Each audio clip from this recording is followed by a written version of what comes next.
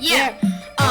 You know what it is. Radio Jaguar, Radio Jaguar, Radio Jaguar, Radio Jaguar. Yeah. You know what it is. It's the Jaguars, it's the Jaguars, it's the Jaguars, it's the Jaguars. Yeah. Hello and welcome to today's Radio Jaguar interview with accreditation specialists from the Council of International Schools and the Middle States Association of Colleges and Schools. Let's get started. Can you tell us a bit about yourself? Thanks very much, Ahmed. No, it's lovely to be here. My name is Amber Reinhardt. I'm the MYP coordinator at Lincoln Community School in Accra, Ghana. I've been in international education for 25 years in Cambodia, Ghana, Uganda, Bangladesh, and Germany. I love being a teacher. I love being an educator. And I love traveling. I love seeing different parts of the world. Originally, I'm from the East Coast, the northeast coast of the United States, in a little place called Maine, where you'll find more trees than people. And when I was little, I always wanted to travel. And at 14, I bought a plane ticket to France and spent 2 weeks there. You can't do that anymore. I don't think you can do that anymore. But I loved it. And I love meeting other people and new people and seeing different ways of doing things in the world. I'm a mom. I have 2 kids. I have a very old dog from Uganda that I also adore. I play the ukulele, and I love to read books. Okay, so my name is Seamus Hennessy, and I'm Irish. I've been working in the international schools for over 37 years. I've worked in the Middle East, in the US, in the Virgin Islands, in the Caribbean, in India, and in 4 different African countries.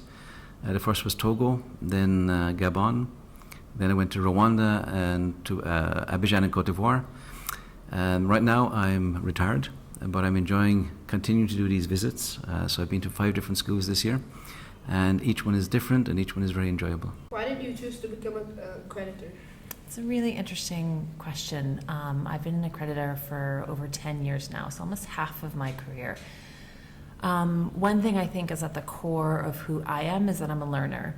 And I think when we go to new schools, when we go to different schools from where I'm working, it helps me understand my school better, and it helps me see that there are different ways of doing the same thing that also work. And I really like that. I also like helping people, and I think the accreditation process is a really important process for schools to do. They ask us to come in, right? We're not forced to be here. We're volunteers, right? The school has invited us in to take a look at how they're doing things. And I think one thing I like about it, it's that it's a helpful process for schools. Every school, every good school is accredited, either by CIS or MSA or another agency.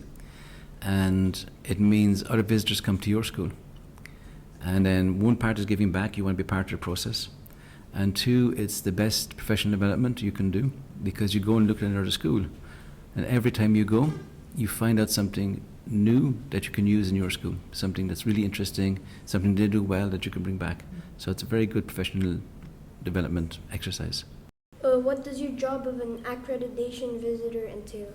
I think the important part of the role is that I'm not here to judge or inspect. I'm really here to hold up a mirror and to help the school maybe find patterns for the school or synthesize sort of what they said in a way that maybe they didn't see, or try to be helpful to give recommendations or suggestions on where that they should go forward.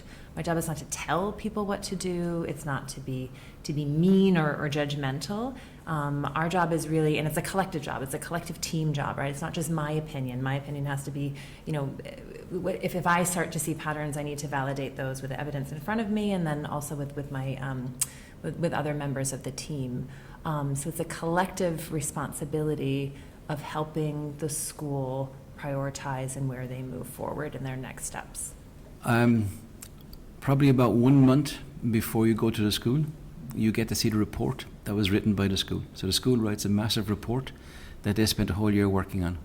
So a month before you come, you get that report and you read through it, and basically start writing down questions you want to ask. So you come with a lot of questions. You also meet the other team members because you work as a group. There are 6 people who put the report together. It's not one individual, so 6 people. So you talk to all of them first, you get to know them, you get to know your strengths and weaknesses, and then you work out which area you want to specialize in. So each time you go somewhere, you might look at something different. So here, for example, I'm spending a lot of time looking at teaching and learning and how it happens, and looking at communication. So being able to be part of a podcast when I'm looking at communication in the school is really good, because this is a fantastic way of communicating different ideas to the community. Then when we arrive, we'll spend most of the days at school. We come to school, we meet people. We met some of you during the week in different meetings. We discuss it amongst ourselves, and then in the evening we go back to the hotel and we spend hours and hours and hours discussing what we saw, writing a report, sharing the report we write, so we all agree on what's been written. What's it like visiting different countries? I mean, for me, I think it's part of the core of who I am. Like I said earlier, I love learning and I love seeing new things. I think part of what I'm scared of is staying the same and not growing. And I think being in new countries helps me understand my own culture better. And it helps me, it humbles me. And I think that that's a really important thing to do in the world, is to see that things can be done differently and it's also right. And I really appreciate that as the going on the IB mission, but I really, really do. And I value it and I believe in it. I think also what I find is that for the most part, the vast majority of people are kind and friendly and funny, and I can find connection with them, whether that's, a village in northern Ghana or that's on the streets of Berlin, is that people are the same and they're genuinely good, and I like seeing that over the world over. It's fantastic. Every single country is different. They've all got something interesting that you can learn, that you can see. I think the more places you see, somebody, I can't remember, I think it was a Mark Twain or someone, said that each time you open a new chapter in a book, you see a new country, you see something new. And I think that's what traveling is like. It's like opening a new book every time. Even when you come back to the same country, you still find something different and something new. So it's one of the best things in the world you can do is just keep traveling and experience what happens in different places. Do you always travel with the same people? I don't, but sometimes we do. So teams are made up of various people from all over the world. I mean, if you've heard, where we currently live and where we are, I think we are in 3 different continents coming together. So we don't always get to work with the same people on the accreditation team, but sometimes we do. And actually, my next visit, I'll be with another member of the team, which we just found out, which is lovely. Not on purpose. So the teams are picked back in Amsterdam or in the US, and they just choose people to go because maybe they've got experience in an area, maybe they're available at that time, and so there's all different reasons why they choose somebody. It does so happen this particular trip, I know everybody else in the team. Either I've traveled with them before, I worked with them, or I was at their schools recently, visiting their schools as well. So this time it's unusual that I know every single person on the team, but sometimes you don't know anybody at all and you got to learn to work with all new people. What cool faculties, equipment, or educational projects did you discover in some schools? Besides this podcast setup in the back library room, I mean, this is fantastic. I'm definitely going to try to bring this back to my school. I think, schools look like schools around the world, right? And especially also being in West Africa, like this is very familiar to the other schools that I've seen in West Africa. I think for me, what is always interesting is what people do with the same facilities in different countries. I mean, just listening to your fellow students, right, and your friends talk about the service projects that they do and the way that they interact with Senegal and Dakar is really inspirational. And so and it's always good to hear what schools do with the same things. Yeah.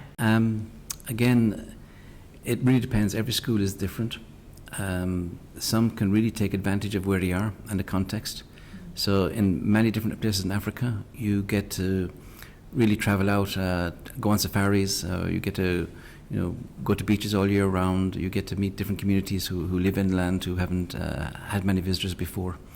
Sometimes in Europe, you see it's different in that the students all come to school by bus. They all get in a bus and are getting a train and they go to school, and no one drives them to school. And that's from age 10, 11, 12 onwards. In some places, they might have built an amazing theatre with all the lights and sounds you could possibly have there, but then and people get to use that. But then it depends again how to use it. But those same kids who get to travel by themselves in a bus and who have this amazing theatre don't get to go and spend 2 or 3 nights in a village in the country somewhere. So no school can do everything, but most schools take really good advantage of where they are, and students benefit from that. What did you like about our school? Everybody I talked to, from teachers to support staff to parents to students, talked about the relationships at the school. And as it is, you can't hide that. You can't make it up. You can't lie about that there are strong relationships, and we can see it.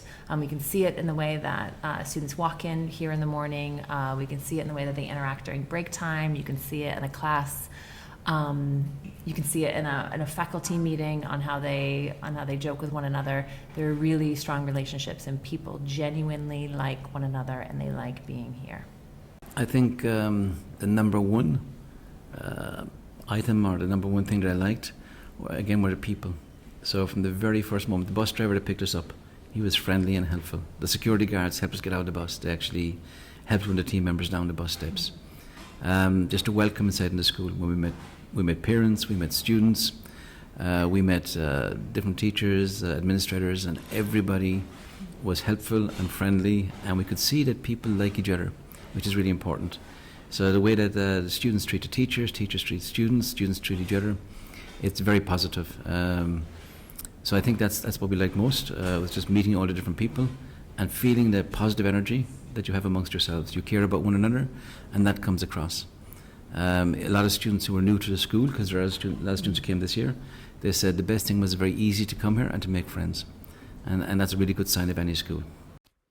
Thank you for listening to today's Radio Jaguar interview with accreditation specialists from CIS and the MSA. Tune in next time. Radio Jaguar, out.